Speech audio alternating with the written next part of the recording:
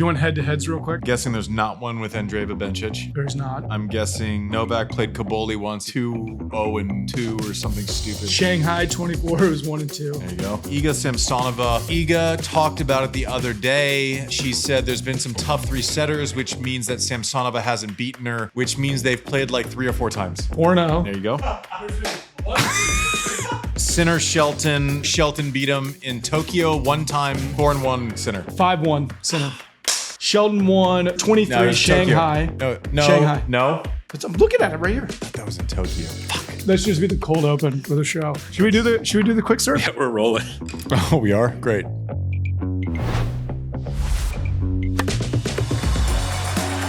Hey everyone, welcome to Quick Serve. Just landed. Welcome back. Thank you. It's good to be back. Some stuff went down. Wimbledon. Sigmund almost shocked the world. Almost. Was she just chopping? She was. I mean, she looked great. Sabalenka just did what Sabalenka does.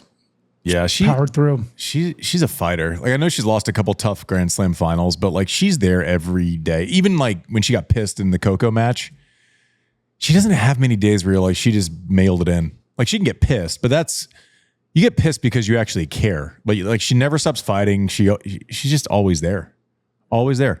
Doesn't get enough credit for it. We focus on like, you know, and you know she admitted it. We haven't covered this yet, but her calling Coco and saying I'm sorry and I was wrong. Like I have a lot of space for people just raising their hand and saying I was wrong. We've all done it. We fight on this show and we call it and we're like we're fine. Like it's you know. Anyways, but that great fight back for Sabalenka. Not surprising. And again, let's try to be careful not to take it completely for granted all the time when we are watching greatness. Anisimova over Pavlyuchenkova.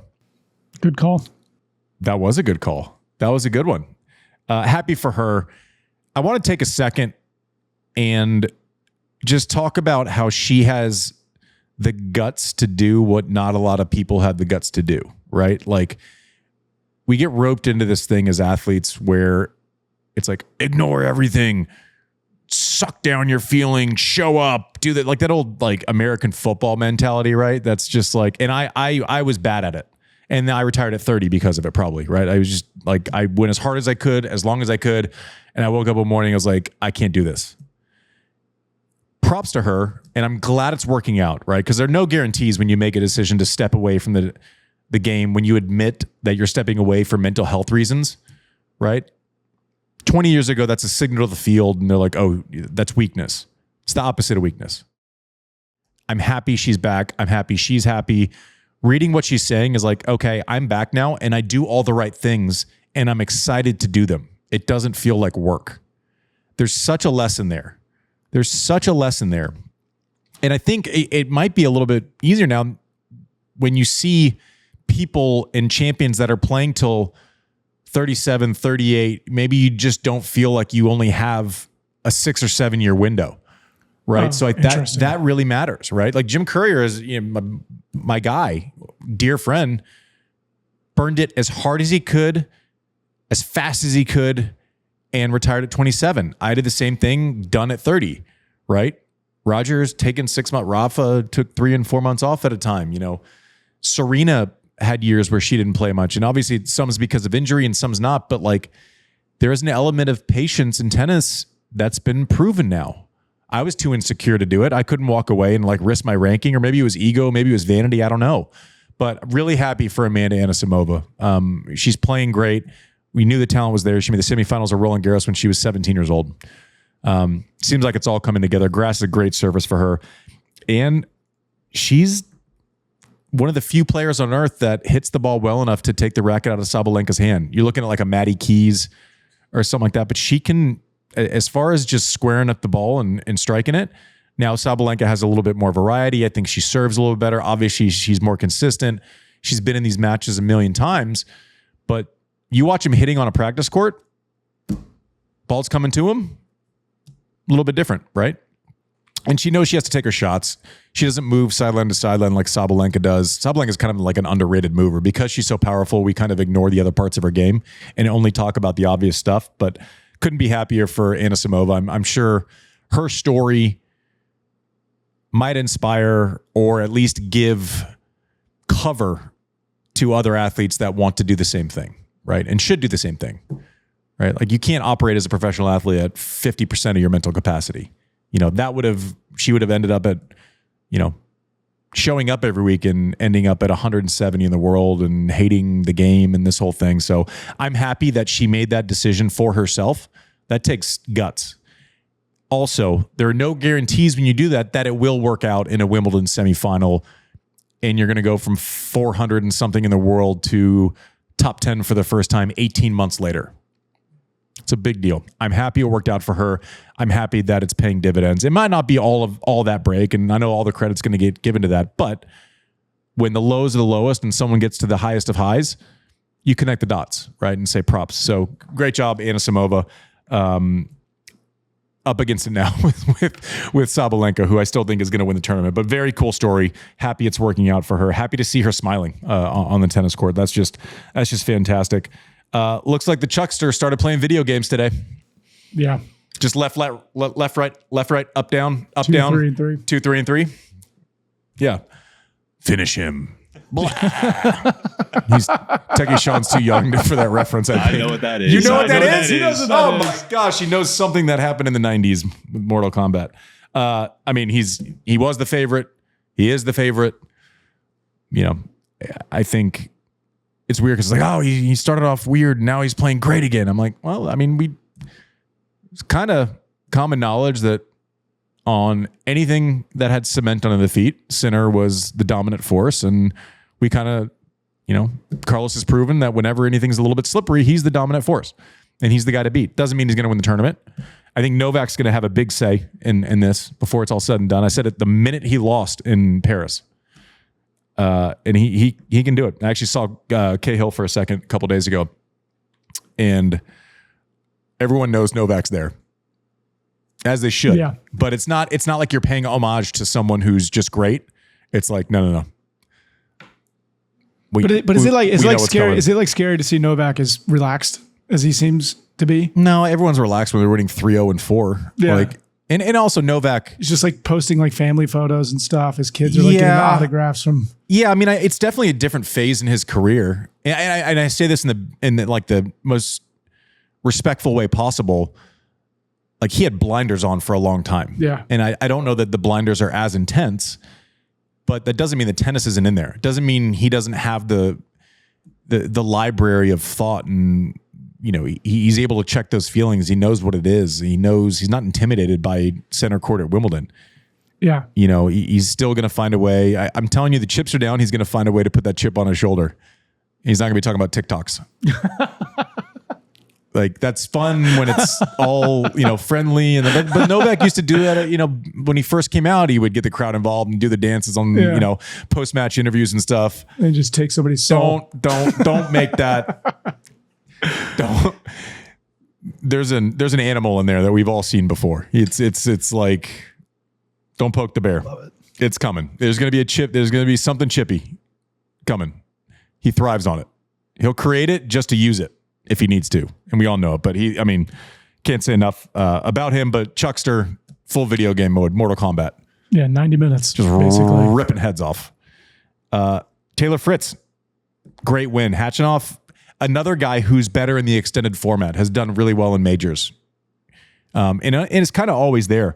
But Taylor he would tell you, he hasn't had a great year at all. I mean, he's probably had a pretty disappointing year by his own standard that he's kind of reset the last couple of years. That'll all change if he can get through. He's now made the semis or better in 2 of the last 4 Grand Slams. That's great. You know, so it was the conversation going into last year's U.S. Open. I know we have amnesia sometimes in the short term where it's like, oh, he hasn't been past the quarters of a slam. You can shut that door. He knows how to play slams. He knows how to play the extended format. He's a workhorse, man. Like plays every week and doesn't ever seem like he's fatigued or run down. And I don't know that you can pay that bill forever, but he's unapologetic about what works for him. You know, playing Eastbourne on a Saturday and then, you know, straight into Wimbledon. It's not, that's not a gear that I had. I did it my last year, but it was like out of desperation. Yeah, They asked him on set, on the ESPN set about, now that he's been in the locker room of a major in the semis, only 3 other people using that locker room, if that kind of helped him is it going to help him reshape his thinking? I was curious about what your thoughts on that were. Well, I was weird. I had a couple of friends the day after Brooke and I sat in the Royal Box. We went out to Wimbledon. Our kids had never been to a tennis tournament, so they walked around for a little while. And we hosted some friends there, but by hosted some friends, I mean, I went and worked while they were inside the courts. And so to get out of the rain, I was just kind of loitering in the Tennis Channel studio. And Taylor came in, and I don't know that we had ever said hello before. But I saw him, and so I just was hiding in the back corner as Weissman and JW were talking to him. And he answered your exact observation. He just said, when I lost in the quarters, a couple years ago to Rafa, I knew when I said that I need to get into this position more and more. So what you're talking about, you have to understand the first day you get to a Grand Slam, it's a train station. There's so many people. There's, 128 singles players. There are and they have 2 separate locker rooms at Wimbledon, and then add 2 players, at least 2 people on a team. Then you add, everyone else that's involved. And that's before we get to doubles. And that's before we get to, everyone else. And then the last day, it's literally you and 4 other people in the locker room. It is so weird. And you're just looking at that person and trying to each pretend like it's not one of the biggest days of your life. But those feelings are going to be more comfortable for Taylor Fritz now that this is his new normal. This is what he does. He, can advance, especially slams on fast surfaces that put a premium on ball striking. This is no surprise for him. He's in the semis, and he would have been one of the 7 or 8 guys that you said, I didn't, but would have a chance to kind of be in the semis. He's in that conversation. It's not surprising anymore. It's not as if Taylor's making a run. It's oh yeah, Taylor's in the semis. Yeah, he's completely normalized it, which is great. Give us something to watch. I hope he can make the final. Would be an unbelievable effort. But tough 4-setter against Khachanov, and then got some matches tomorrow. Andreeva Bencic. My heart's saying Andreeva's going to win a bunch of these. So it'd be amazing for Bencic to come back and be awesome. All of a sudden, just equal best Grand Slam results post motherhood. Coolest thing ever. Every time someone does it, I don't know if it's just because we love her, but I give credit to Kim Clijsters for we talk about Anisimova. Sorry, jet lag. Anisimova normalizing mental health decisions. We talk, about Taylor Fritz normalizing those feelings. Bencic coming back after motherhood was normalized because someone else did it, right? So these are, there's maybe an era of connectivity between all of these things. The more normal it is, the more within reach it seems, right? Kaboli and Novak, it's going to be a tough one. They played once before. Wasn't great for Kaboli. It was not. I like him though, man. He's super athletic. I haven't stood next to him before. He doesn't seem like the biggest guy, but he can let her rip, Tater Chip. He can hit it. He's athletic. He's fun to watch. I saw an interview with his dad, and his dad was weeping after he made the quarterfinals. That's you could tell this was a big deal. So, however it shakes out, great result. But I expect Novak. I mean, this guy's going to have to take such risk to get Novak on a grass court, can lock up middle, and he just keeps it down. He keeps it 3 or 4 inches lower than where you want to take a swing at it. And so you're kind of attacking from a place where you're having to bring some pretty thin margins in. So when you say that, he has to sit back, but it's not like he can tee off on it the way he normally would want to tee off on it, because it's coming in about 3 or 4 inches. Well, it's just harder to attack when the ball's down. You don't. So you can't get if it's at your knees, you have to create a spin profile to get it up and down, right? Mm-hmm. And if it's at your shoulder, you're flattening it out through the court. You get that skip that you see on the grass court, right? When you see Taylor with a high forehand on grass, it shoots into the corners, right? Whereas Novak keeps it just lower to where you feel like you can't really flatten it out, or if you do, you can't flatten it out down. So you have to hit it deeper, which brings the baseline in, which brings the sidelines in. It brings all of the trouble in. You're not going to flatten out a ball and hit it on the service line if it's at below your waist. It just doesn't work that way. That's what spin is for, right? You have to create that margin the further down the ball is. Iga Samsonova, I'm like, I've said it this whole tournament. I said at the beginning I was having a hard time not choosing her, but I think Iga looks really good. Like, you talk about a great player who struggled on grass year to year, and then all of a sudden just like finds it. She looks comfortable, and she seems super relaxed. She's talking comfortable, and I mean, she looks great. I like her in this match. She's 4-0 against Samsonova. Sinner and Shelton, that's the unknown. I mean, this the schedulers are giving him every chance, right? There's an elbow injury. Well, we're not gonna, just in case it's bad, we're gonna put you out on court. Tinfoil hat. This isn't tinfoil hat. This isn't tinfoil real. hat. This is real. No, this is real. Like, okay, well, let's play this game, because I mean, Wimbledon knows it, that they run such a tight ship. Are you going to put an injury risk on center court? I mean, obviously Novak deserves to be there. He's won at 7. Yeah. Well, it's just, yeah, exactly, right? They're putting 2 men's matches on at the exact same time. Normally they might stagger that a little bit, and they have the women at the same time, the men at the same time. One, they're giving him every chance to get that scan back, and I don't know if we've heard the results of it yet. But also, like, second, yeah, I mean, they're not going to put that out on center and risk him retiring after a set. They just saw that with Dimitrov. They don't want that. It's just, that's a tough one to even comment on, because we just don't know the status of an elbow. We do know the status of the rate of Ben Shelton's improvement on grass in the last couple weeks. Like we mentioned on the redraw show, bit of a dumpster fire at Queens, bit of a dumpster fire at Mallorca, and respect to the Shelton camp, because he's playing great now. He really is. I didn't see it coming. I watched the Queens match, like the angles to the ball, when to fire, when to use certain ball flights, when to chip. It was just, it felt like it was all kind of confused, or it looked like it was confused, and he's played his way into a lot of comfort on the grass. So props to their team. I like Sinner if healthy, but that one is like, you have no idea what's going on, right? You pick Sinner, and then all of a sudden he might play 3 games, or he might have an injury. He might feel fine. It might have fallen on it. Might have hit his funny bone. You don't know. We have no insight into their camp, and they normally run a pretty tight ship anyway. So we'll see on that one. But let's get into the fun part of it, guys. Let's get into the fun part of it. It's the good stuff. It is the good stuff. It's been a great tournament. I mean, it was a little like there wasn't like that shot. I feel like we're getting to it now. Really? Oh, I felt like the first couple days were just like shock after shock.